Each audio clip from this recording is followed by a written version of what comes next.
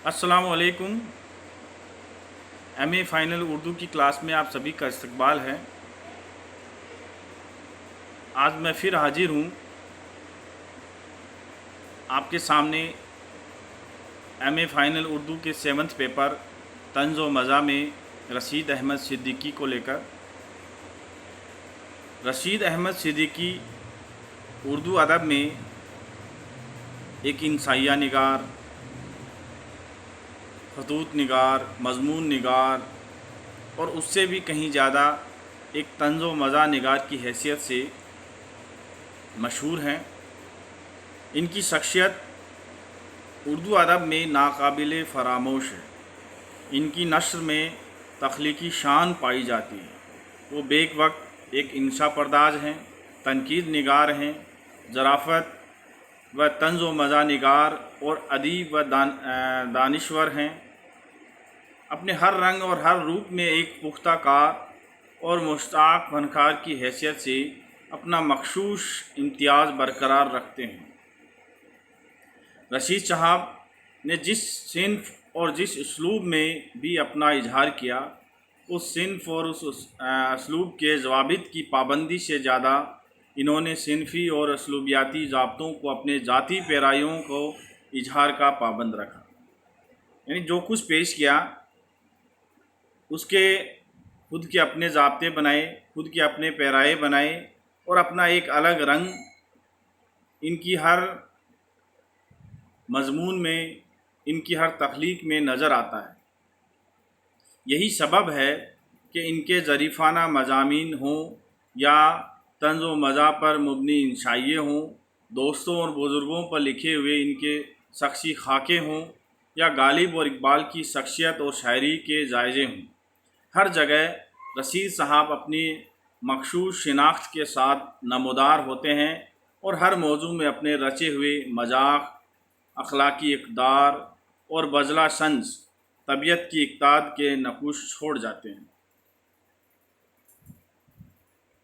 आइए हम बात करते हैं इनकी हालात ज़िंदगी पर कि रशीद अहमद सिद्दीकी 24 दिसंबर 1892 को उत्तर प्रदेश के इलाके जौनपुर में एक कस्बा है मुड़ियाहो, वहाँ पैदा हुए। फ़ारसी व अरबी की इब्तदाई तालीम घर पर हुई। बाद अज़ां जौनपुर के हाई स्कूल में दाखिल हुए। हाई स्कूल की तालीम के बाद 1915 ईस्वी में अलीगढ़ आए और अलीगढ़ से इनका रास्ता इतना गहरा है कि यहीं पर इन्होंने तालीम हासिल की और यहीं उस्ताद रहे और इनका कलम बिना अलीगढ़ का नाम लिए अपने रंग में पूरी तरह उतर नहीं पाता। इनके हर मज़मून में हमें अलीगढ़ ही अलीगढ़ नज़र आता है। अलीगढ़ में ज़माने तालिब इल्मी के दौरान इल्मी सरगर्मियों में खूब हिस्सा लिया। अलीगढ़ मैगज़ीन के कई बार एडिटर भी रहे। 1921 ईस्वी में उर्दू में लेक्चरार और 1943 में सदर शोबे उर्दू हुए।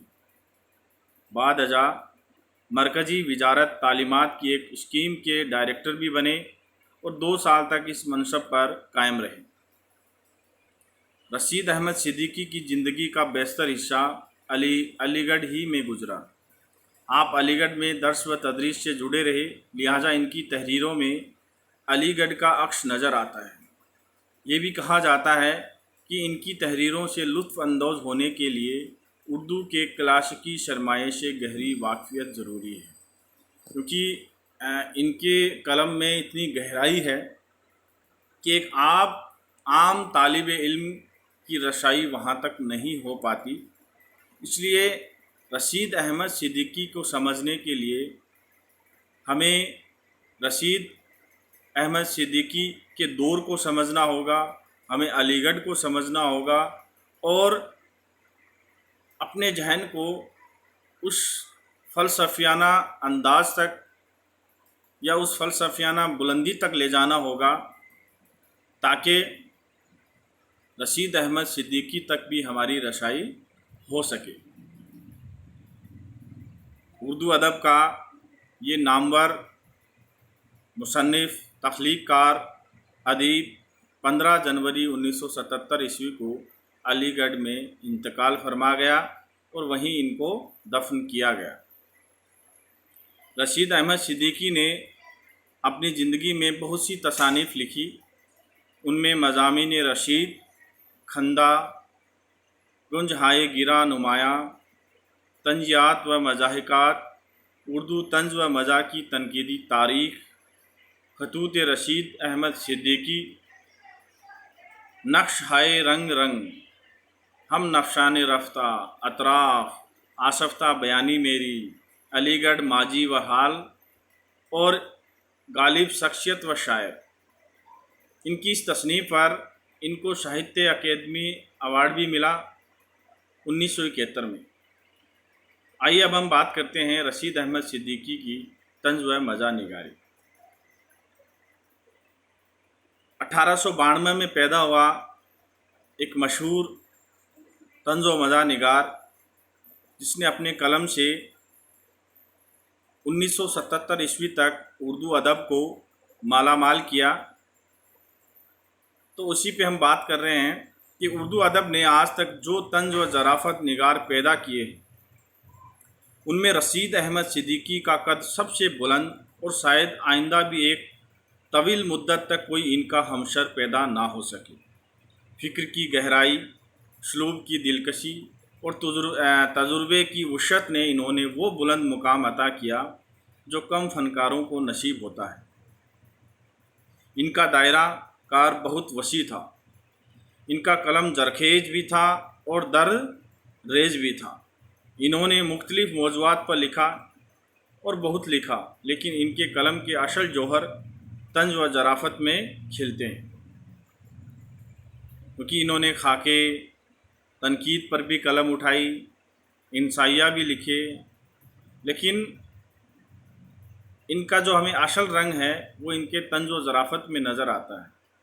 اور ان کا طنز و ظرافت بھی ایسا ہے جس میں ہمیں فکر کی گہرائی، ایک فلسفیانہ رنگ نظر آتا ہے۔ ڈاکٹر ظفر احراری اپنے ایک مضمون میں لکھتے ہیں کہ رشید صاحب کے طنز میں تلخی اور زہرناکی کا احساس نہیں ہوتا۔ وہ چھوٹے چھوٹے فکروں سے بہت کام لیتے ہیں۔ ان کے فن میں عامیانہ پن نہیں، بلکہ ایک گہرائی ہے، اور گہرائی کا بول بالا ہے۔ انہوں نے زندگی کی ہر پہلو کو اپنے طنز کا نشانہ بنایا ہے۔ شعر و ادب سے قطع نظر سیاست، تاریخ اور دیگر علوم و فنون کو بھی اپنے موضوع میں شامل کر لیا ہے، جس کے سبب ان کے طنز و مزاح سے لطف اٹھانا آسان کام نہیں، بلکہ خاصا باشعور اور بے حد شائستہ مذاق کا حامل ہونا ضروری ہے۔ ان کے مزاح کے موضوعات میں تنوع ہے، رنگا رنگی ہے۔ طنز و مزاح کے کسی خاص مکتبِ جاہل سے ان کی وابستگی نہیں رہی۔ انہوں نے سامراج، پارلیمنٹ اور ICS، جو انگریزی حکومت کے دوران ایک عہدہ تھا، اس پر بھی کاری چوٹیں کی ہیں۔ علی گڑھ مسلم یونیورسٹی، جو ایک قومی اور بین الاقوامی ادارہ ہے، رشید صاحب نے وہاں اپنا وقت ایک طالب علم اور استاد کی حیثیت سے گزارا۔ ان کی پوری ذہنیت علی گڑھ کی ہے، جو ہندوستانی تہذیب کے بڑے طبقے کی سماجی زندگی سے ماخوذ ہے۔ ان کے قلم میں ہر جگہ علی گڑھ نظر آتا ہے۔ اس کے علاوہ ظفر احراری نے کہا کہ ایک جاہل طالب علم ان کے قلم کو، ان کی تخلیق کو، ان کی تحریروں کو نہیں سمجھ سکتا۔ ان کو سمجھنے کے لیے رشید احمد صدیقی جیسا ہی ذہن ہونا ضروری ہے۔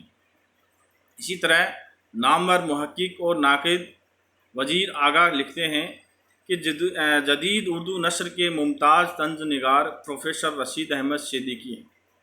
ان کی نگارش کی امتیازی خصوصیت اس کی تحلیل ہے، یعنی وہ گہرائی ہے۔ اس تحلیل کے لیے وہ لفظی بازیگری اور فلسفیانہ عمل دونوں سے کام لیتے ہیں۔ طنز میں یہ فلسفیانہ کھیل ہی دراصل رشید احمد صدیقی کا سب سے مضبوط اور سب سے کمزور حربہ ہے۔ مضبوط اس لیے کہ اس کی مدد سے وہ اپنے مضامین میں ایک خاص طنز یا کیفیت کو جنم دے دیتے ہیں، اور کمزور اس لیے کہ اس کے باعث ان کے طنز نہ صرف ایک فلسفیانہ اور علمی رنگ اختیار کر لیتے ہیں، بلکہ اس پر بزلہ سنجی کے عناصر کا تسلط بھی قائم ہو جاتا ہے۔ رشید احمد صدیقی کے طنز کو استعاروں، علامتوں اور مبہم اشاروں نے اتنے نقاب پہنا دیے ہیں کہ صرف وہی لوگ جنہیں اس ماحول کی معطر تنہائی تک رسائی حاصل ہے اس سے پوری طرح لطف اندوز ہو سکتے ہیں۔ وہی سمجھ سکتا ہے جنہوں نے اس ماحول کو سمجھا ہو جس ماحول کی عکاسی رشید احمد صدیقی نے کی ہے۔